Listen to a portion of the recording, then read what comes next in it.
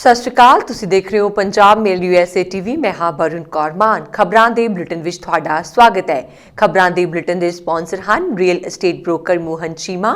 Real estate ਦੀ ਦੁਨੀਆ 'ਚ ਮੰਨਿਆ ਪ੍ਰਮੰਨਿਆ ਨਾਮ। ਪੇਸ਼ ਨੇ ਪਹਿਲਾਂ ਚੋਣਵੀਆਂ ਖਬਰਾਂ। ਅਮਰੀਕੀ ਪ੍ਰਤੀਨਿਧ ਸਦਨ ਵੱਲੋਂ ਟਰੰਪ ਨੂੰ ਗੱਦੀਓਂ ਲਾਹੁਣ ਲਈ ਮਤਾ ਪਾਸ। ਸੁਪਰੀਮ ਕੋਰਟ ਦੇ ਫੈਸਲੇ ਨਾਲ ਸਹਿਮਤ ਨਹੀਂ ਕਿਸਾਨ, ਅੰਦੋਲਨ ਰਹੇਗਾ ਜਾਰੀ। ਅੱਜ PM ਮੋਦੀ ਨੂੰ ਮਿਲਣਗੇ ਹਰਿਆਣਾ ਦੇ ਡਿਪਟੀ CM ਦੁਸ਼ਯੰਤ ਚੌਟਾਲਾ। ਕੱਲ ਅਮਿਤ ਸ਼ਾਹ ਨਾਲ ਕੀਤੀ ਸੀ ਮੁਲਾਕਾਤ। ਗਾਇਕ ਤੇ ਗੀਤਕਾਰ ਸ਼੍ਰੀ ਬਰਾੜ ਨੂੰ ਮਿਲੀ ਜ਼ਮਾਨਤ, ਦੇਰ ਸ਼ਾਮ ਤੱਕ ਹੋ ਸਕਦੀ ਹੈ ਜੇਲ੍ਹ ਵਿੱਚੋਂ ਰਿਹਾਈ। ਟਵਿੱਟਰ ਤੇ ਫੇਸਬੁੱਕ ਤੋਂ ਬਾਅਦ ਹੁਣ YouTube ਨੇ ਕੀਤੀ ਟਰੰਪ ਤੇ ਵੱਡੀ ਕਾਰਵਾਈ। ਪਾਕਿਸਤਾਨ 'ਚ ਨਨਕਾਣਾ ਸਾਹਿਬ ਗੁਰਦੁਆਰੇ ਤੇ ਹਮਲੇ ਦੇ 3 ਦੋਸ਼ੀਆਂ ਨੂੰ ਸਜ਼ਾ। ਪੇਸ਼ ਨੇ ਹੁਣ ਖਬਰਾਂ ਵਿਸਥਾਰ ਨਾਲ।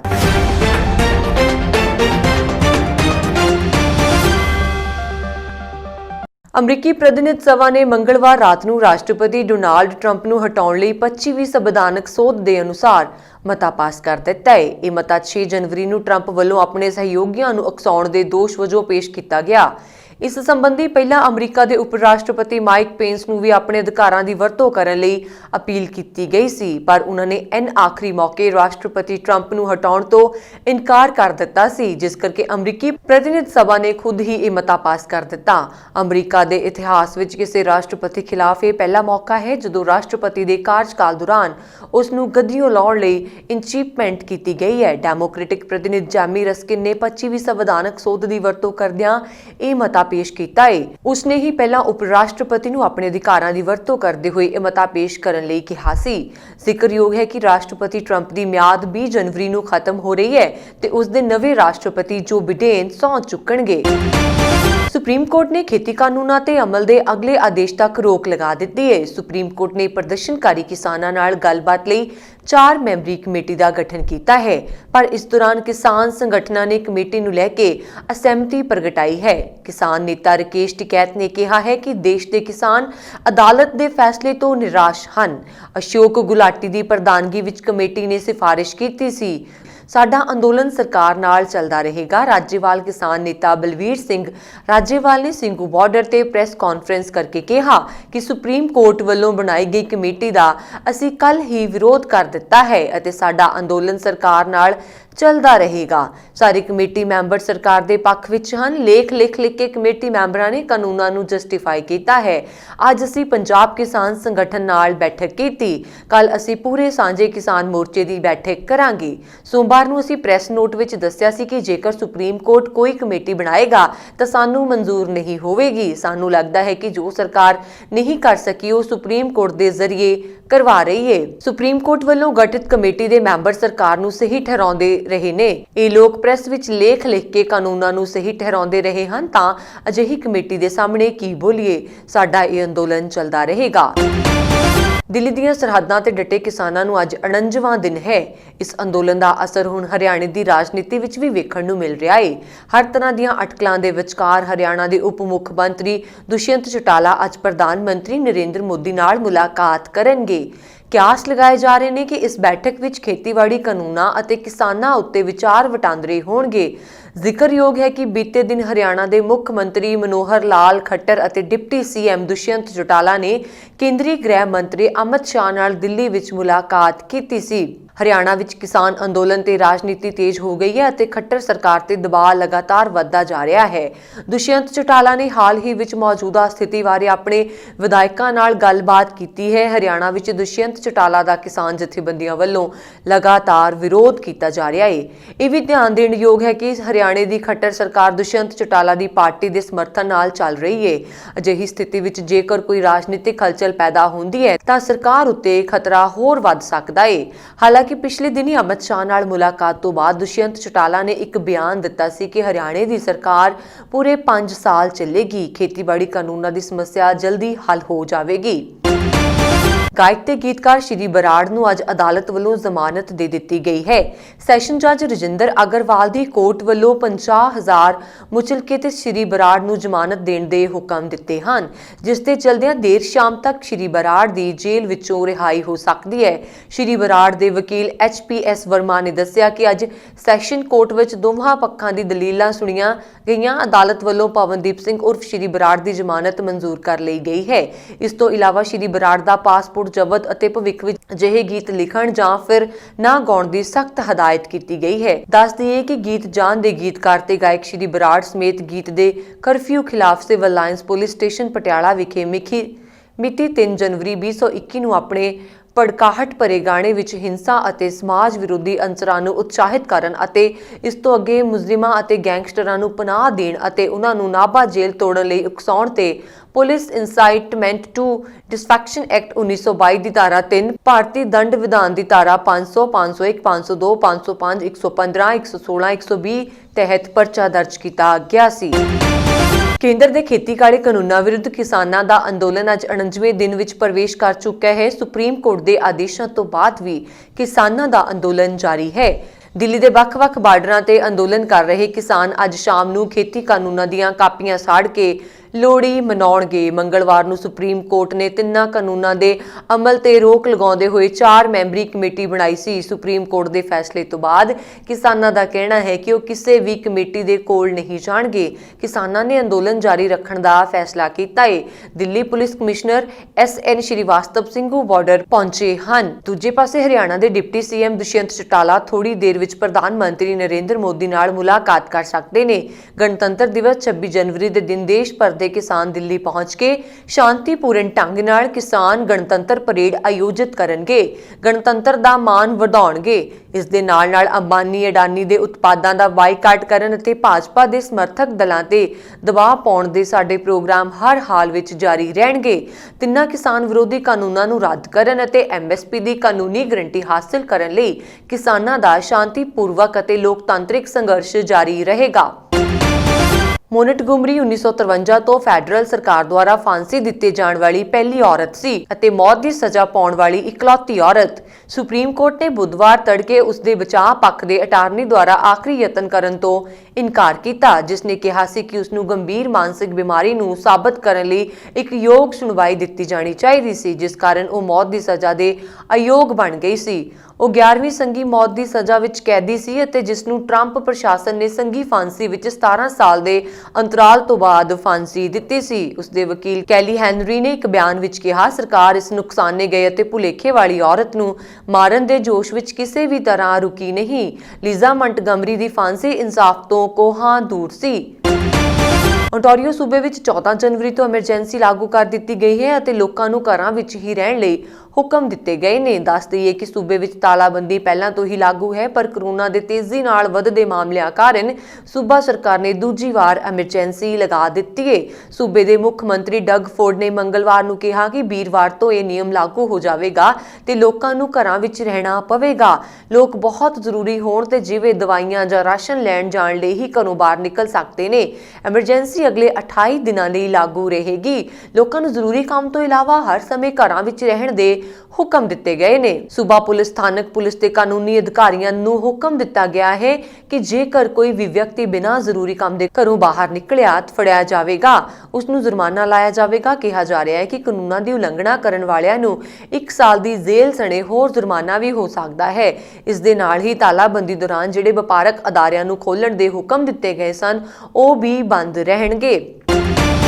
ਅਮਰੀਕਾ ਦੇ ਬਾਹਰ ਜਾਣ ਵਾਲੇ ਰਾਸ਼ਟਰਪਤੀ ਡੋਨਾਲਡ ਟਰੰਪ ਤੇ ਹੁਣ YouTube ਵੱਲੋਂ ਸਖਤ ਕਦਮ ਚੁੱਕਿਆ ਗਿਆ ਹੈ। ਫੇਸਬੁੱਕ ਅਤੇ ਟਵਿੱਟਰ ਦੇ ਬਾਅਦ ਹੁਣ YouTube ਨੇ ਵੀ ਟਰੰਪ ਤੇ ਇੱਕ ਹਫ਼ਤੇ ਲਈ ਬੈਨ ਲਗਾ ਦਿੱਤਾ ਹੈ। YouTube ਨੇ ਇੱਕ ਹਫ਼ਤੇ ਦੀ ਪਾਬੰਦੀ ਲਗਾਉਂਦੇ ਹੋਏ ਕਿਹਾ ਕਿ ਉਹਨਾਂ ਦੇ ਕੁਝ ਵੀ ਪੋਸਟ ਕਰਨ ਨਾਲ ਹਿੰਸਾ ਫੈਲ ਸਕਦੀ ਹੈ। ਇਹ ਕਦਮ ਹਿੰਸਾ ਫੈਲਣ ਦੇ ਡਰ ਨਾਲ ਚੁੱਕਿਆ ਗਿਆ ਹੈ। ਇੱਥੇ ਦੱਸ ਦਈਏ ਕਿ 20 ਜਨਵਰੀ ਨੂੰ ਅਮਰੀਕਾ ਵਿੱਚ ਜੋ ਬਿਡੇਨ ਰਾਸ਼ਟਰਪਤੀ ਅਹੁਦੇ ਦੀ ਸਹੁੰ ਚੁੱਕਣਗੇ, ਲਿਹਾਜ਼ਾ ਇਸ ਫੈਸਲੇ ਨੂੰ 20 ਜਨਵਰੀ ਨੂੰ ਹੋਣ ਵਾਲੇ ਸਹੁੰ ਚੁੱਕ ਸਮਾਗਮ ਦੀ ਦ੍ਰਿਸ਼ਟੀ ਦੇ ਮੱਦੇਨਜ਼ਰ ਦੇਖਿਆ ਜਾ ਰਿਹਾ ਹੈ। ਗਏ। ਇੱਥੇ ਦੱਸ ਦਈਏ ਕਿ ਇਸ ਤੋਂ ਪਹਿਲਾਂ ਪਿਛਲੇ ਹਫ਼ਤੇ ਟਵਿੱਟਰ ਨੇ ਟਰੰਪ ਨੂੰ ਅਕਾਊਂਟ ਸਥਾਈ ਰੂਪ ਨਾਲ ਬਲਾਕ ਕਰ ਦਿੱਤਾ ਸੀ। ਇਸ ਦੇ ਇਲਾਵਾ ਫੇਸਬੁੱਕ ਅਤੇ ਇੰਸਟਾਗ੍ਰਾਮ ਟਰੰਪ ਤੇ 20 ਜਨਵਰੀ ਤੱਕ ਪਾਬੰਦੀ ਲਗਾ ਚੁੱਕਾ ਹੈ। ਫੇਸਬੁੱਕ ਦੇ ਸੰਸਥਾਪਕ ਮਾਰਕ ਜ਼ੁਕਰਬਰਗ ਨੇ ਜਾਣਕਾਰੀ ਦਿੰਦੇ ਹੋਏ ਪਿਛਲੇ ਹਫ਼ਤੇ ਦੱਸਿਆ ਕਿ ਅਮਰੀਕਾ ਦੇ ਨਵੇਂ ਚੁਣੇ ਗਏ ਰਾਸ਼ਟਰਪਤੀ ਜੋ ਬਿਡੇਨ ਦੇ ਸਹੁੰ ਚੁੱਕਣ ਤੱਕ ਟਰੰਪ ਫੇਸਬੁੱਕ ਅਤੇ ਇੰਸਟਾਗ੍ਰਾਮ ਦੀ ਵਰਤੋਂ ਨਹੀਂ ਕਰ ਪਾਉਣਗੇ।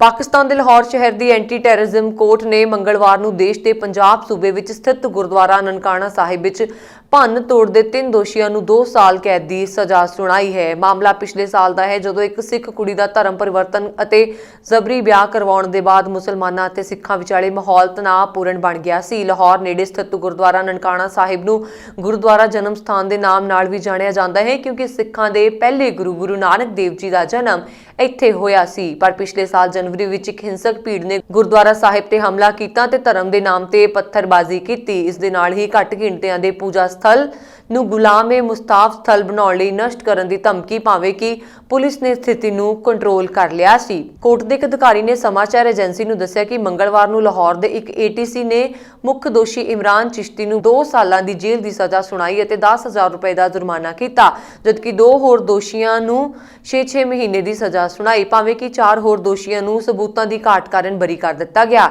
ਐਂਟੀ ਟੈਰਰਿਜ਼ਮ ਕੋਰਟ ਵੱਲੋਂ ਸਜ਼ਾ ਸੁਣਾਈ ਜਾਣ ਦੇ ਸਮੇਂ ਸਾਰੇ ਦੋਸ਼ੀ ਅਦਾਲਤ ਵਿੱਚ ਮੌਜੂਦ ਸਨ। ਧਾਰਮਿਕ ਆਗੂਆਂ ਵੱਲੋਂ ਉਨ੍ਹਾਂ ਦੀ ਸਜ਼ਾ ਦੇ ਮੱਦੇਨਜ਼ਰ ਕਿਸੇ ਵੀ ਪ੍ਰਦਰਸ਼ਨ ਨੂੰ ਸੰਭਾਲਣ ਲਈ ਸਖਤ ਸੁਰੱਖਿਆ ਉਪਾਅ ਕੀਤੇ ਗਏ ਸਨ।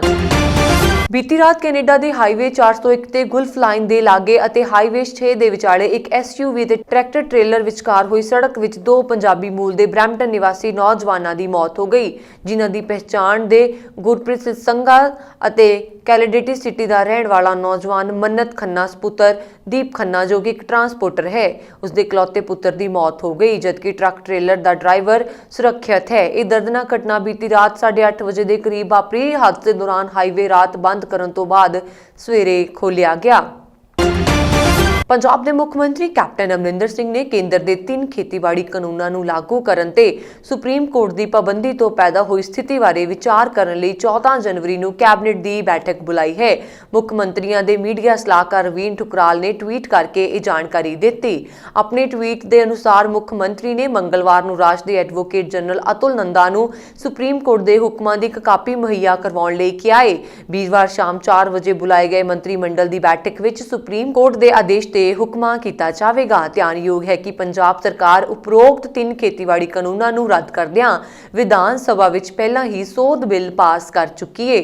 ਪੰਜਾਬ ਸਰਕਾਰ ਨੇ ਰਾਸ਼ਟਰਪਤੀ ਦੀ ਮਨਜ਼ੂਰੀ ਲਈ ਇਸ ਦੇ ਸੋਧ ਬਿੱਲ ਰਾਜਪਾਲ BP ਸਿੰਘ ਬਦਨੌਰ ਨੂੰ ਸੌਂਪੇ ਹਨ, ਪਰ ਰਾਜ ਸਰਕਾਰ ਵੱਲੋਂ ਸੋਧੇ ਹੋਏ ਬਿੱਲ ਅਜੇ ਤੱਕ ਰਾਜਪਾਲ ਦੀ ਤਰਫੋਂ ਰਾਸ਼ਟਰਪਤੀ ਨੂੰ ਨਹੀਂ ਭੇਜੇ ਗਏ। ਦੂਜੇ ਪਾਸੇ ਇਨ੍ਹਾਂ ਬਿੱਲਾਂ ਨੂੰ ਪ੍ਰਵਾਨਗੀ ਦੇਣ ਲਈ ਮੁੱਖ ਮੰਤਰੀ ਨੇ ਖੁਦ ਰਾਸ਼ਟਰਪਤੀ ਨਾਲ ਮੁਲਾਕਾਤ ਲਈ ਸਮਾਂ ਮੰਗ ਚੁੱਕੇ ਹਨ, ਪਰ ਉਨ੍ਹਾਂ ਦੇ ਮੁਲਾਕਾਤ ਦਾ ਸਮਾਂ ਨਹੀਂ ਦਿੱਤਾ ਗਿਆ। ਮਹੱਤਵਪੂਰਨ ਗੱਲ ਇਹ ਹੈ ਕਿ ਪੰਜਾਬ ਦੀ ਕਾਂਗਰਸ ਸਰਕਾਰ ਤਿੰਨੋਂ ਖੇਤੀਬਾੜੀ ਕਾਨੂੰਨਾਂ ਵਿਰੁੱਧ ਮੌਜੂਦਾ ਕਿਸਾਨੀ ਅੰਦੋਲਨ ਦਾ ਖੁੱਲ੍ਹ ਕੇ ਸਮਰਥਨ ਕਰ ਰਹੀ ਹੈ।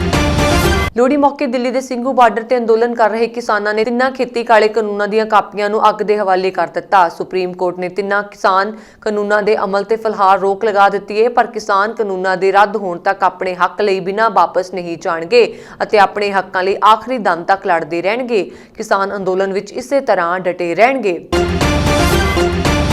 ਅਮਰੀਕਾ ਦੇ ਰਾਸ਼ਟਰਪਤੀ ਡੋਨਾਲਡ ਟਰੰਪ ਨੇ ਨਵੇਂ ਚੁਣੇ ਰਾਸ਼ਟਰਪਤੀ ਜੋ ਬਿਡੇਨ ਦੇ 20 ਜਨਵਰੀ ਨੂੰ ਅਹੁਦਾ ਸੰਭਾਲਣ ਤੋਂ ਪਹਿਲਾਂ ਕਿਸੇ ਵੀ ਅਣਸੁਖਾਵੀ ਘਟਨਾ ਦੇ ਖਦਸ਼ੇ ਨੂੰ ਦੇਖਦੇ ਹੋਏ ਰਾਜਧਾਨੀ ਵਿੱਚ 24 ਜਨਵਰੀ ਤੱਕ ਐਮਰਜੈਂਸੀ ਦੀ ਘੋਸ਼ਣਾ ਕੀਤੀ ਹੈ।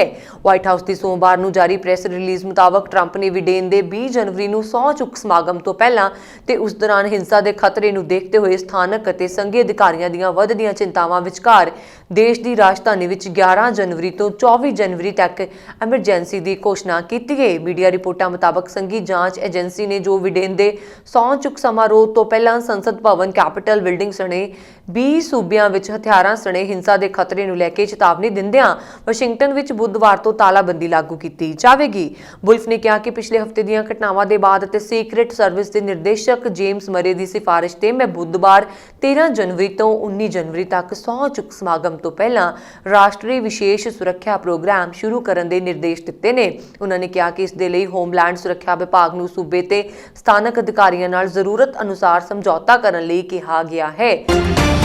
ਪੰਜਾਬ ਸਰਕਾਰ ਨੂੰ ਕੇਂਦਰ ਸਰਕਾਰ ਤੋਂ ਅੱਜ ਕਰੋਨਾ ਵੈਕਸੀਨ ਕੋਵਿਸ਼ੀਲਡ ਦੀ ਪਹਿਲੀ ਖੇਪ ਪ੍ਰਾਪਤ ਹੋ ਗਈ ਹੈ ਅਤੇ 16 ਜਨਵਰੀ ਤੋਂ ਪੰਜਾਬ ਵਿੱਚ ਟੀਕਾਕਰਨ ਸ਼ੁਰੂ ਹੋ ਜਾਵੇਗਾ। ਪੰਜਾਬ ਸਰਕਾਰ ਨੇ 16 ਜਨਵਰੀ ਤੋਂ 110 ਥਾਵਾਂ ਤੇ ਹੈਲਥ ਕੇਅਰ ਵਰਕਰਾਂ ਦੇ ਟੀਕਾਕਰਨ ਲਈ ਹਰ ਤਰ੍ਹਾਂ ਦੇ ਪ੍ਰਬੰਧ ਮੁਕੰਮਲ ਕਰ ਲਏ ਨੇ। ਅੱਜ ਟੀਕੇ ਦੀਆਂ 20,450 ਵਾਇਲ ਪ੍ਰਾਪਤ ਹੋਈਆਂ ਹਨ ਅਤੇ ਹਰ ਸ਼ੀਸ਼ੇ ਵਿੱਚ ਟੀਕੇ ਦੀਆਂ 10 ਖੁਰਾਕਾਂ ਹਨ ਜੋ ਲਾਭਪਾਤਰੀ ਨੂੰ 28 ਦਿਨ ਦੇ ਫਰਕ ਨਾਲ 2 ਖੁਰਾਕਾਂ ਵਿੱਚ ਦਿੱਤੀਆਂ ਜਾਣਗੀਆਂ। ਸਿਹਤ ਮੰਤਰੀ ਬਲਵੀਰ ਸਿੰਘ ਸਿੱਧੂ ਨੇ ਦੱਸਿਆ ਕਿ ਸਿਹਤ ਅਤੇ ਪਰਿਵਾਰ ਭਲਾਈ ਵਿਭਾਗ ਪੰਜਾਬ ਦੇ EPI ਅਧਿਕਾਰੀ ਨੇ ਚੰਡੀਗੜ੍ਹ ਹਵਾਈ ਅੱਡੇ ਤੋਂ ਕੋਵਿਸ਼ੀਲਡ ਨਾਮੀ ਕਰੋਨਾ ਵੈਕਸੀਨ ਦੀ ਪਹਿਲੀ ਖੇਪ ਪ੍ਰਾਪਤ ਕੀਤੀ। ਇਹ ਵੈਕਸੀਨ ਆਕਸਫੋਰਡ ਯੂਨੀਵਰਸਿਟੀ ਵੱਲੋਂ ਤਿਆਰ ਕੀਤੀ ਗਈ ਹੈ ਅਤੇ ਹੁਣ ਇਸ ਦਾ ਉਤਪਾਦਨ ਭਾਰਤ ਵਿੱਚ ਸੀਰਮ ਇੰਸਟੀਚਿਊਟ ਵੱਲੋਂ ਕੀਤਾ ਜਾ ਰਿਹਾ ਹੈ। ਇਸ ਦੇ ਤੀਜੇ ਪੜਾਅ ਦੇ ਟ੍ਰਾਇਲਾਂ ਦਾ ਡਾਟਾ ਉਪਲਬਧ ਹੈ। ਸਿਹਤ ਮੰਤਰੀ ਨੇ ਕਿਹਾ ਕਿ ਟੀਕਾਕਰਨ ਦੀ ਸ਼ੁਰੂਆਤ ਲਈ ਹਰੇਕ ਜ਼ਿਲ੍ਹੇ ਵਿੱਚ 5 ਥਾਵਾਂ ਦੀ ਚੋਣ ਕੀਤੀ ਗਈ ਹੈ ਜਿੱਥੇ ਹਰੇਕ ਸਥਾਨ ਤੇ 100 ਲਾਭਪਾਤਰੀਆਂ ਨੂੰ ਟੀਕਾ ਲਗਾਇਆ ਜਾਵੇਗਾ। ਜ਼ਿਲ੍ਹਾ ਹਸਪਤਾਲ SSA ਨਗਰ ਅਤੇ GMC ਅੰਮ੍ਰਿਤਸਰ ਵਿੱਚ ਕੇਂਦਰ ਸਰਕਾਰ ਨਾਲ 2 ਸੈਸ਼ਨ ਸਾਈਟਾਂ ਦਾ ਸਿੱਧਾ ਪ੍ਰਸਾਰਣ ਵੈਬਕਾਸਟ ਕੀਤਾ ਜਾਵੇਗਾ। ਸਿਹਤ ਮੰਤਰੀ ਨੇ ਕਿਹਾ ਕਿ ਇਸ ਵੇਲੇ ਵੈਕਸੀਨ ਨੂੰ ਸਟੇਟ ਵੈਕਸੀਨ ਸਟੋਰ ਸੈਕਟਰ 24 ਵਿੱਚ ਸਟੋਰ ਕੀਤਾ ਗਿਆ ਹੈ ਅਤੇ ਮਗਰੋਂ ਇਸ ਨੂੰ ਖੇਤਰੀ ਜ਼ਿਲ੍ਹਾ ਅਤੇ ਬਲਾਕ ਵੈਕਸੀਨ ਸਟੋਰਾਂ ਤੇ ਉਪਲਬਧ ਕਰਵਾਇਆ ਜਾਵੇਗਾ। ਹਰੇਕ ਟੀਕਾਕਰਨ ਸੈਸ਼ਨ ਦੇ ਪ੍ਰਬੰਧ ਲਈ 5 ਮੈਂਬਰੀ ਟੀਮ ਬਣਾਈ ਗਈ ਹੈ। ਇਸ ਤੋਂ ਇਲਾਵਾ ਟੀਕਾਕਰਨ ਪ੍ਰੋਗਰਾਮ ਨੂੰ ਸੁਚਾਰੂ ਢੰਗ ਨਾਲ ਚਲਾਉਣ ਲਈ ਟੀਮ ਸੁਪਰਵਾਈਜ਼ਰ ਅਤੇ AEFI ਪ੍ਰਬੰਧ ਕੇਂਦਰ ਵਿੱਚ ਨੋਡਲ ਅਧਿਕਾਰੀ ਵੀ ਤਾਇਨਾਤ ਕੀਤੇ ਗਏ ਹਨ। ਇਸ ਸਨ ਹੁਣ ਤੱਕ ਦੀਆਂ ਖਬਰਾਂ। ਮੈਨੂੰ ਬਰੁਣ ਕੌਰ ਮਾਨ ਨੂੰ ਦਿਓ ਆਗਿਆ। ਤੁਸੀਂ ਬਣੇ ਰਹੋ ਪੰਜਾਬ ਮੇਲ USA TV ਦੇ ਨਾਲ। ਸਤਿ ਸ੍ਰੀ ਅਕਾਲ।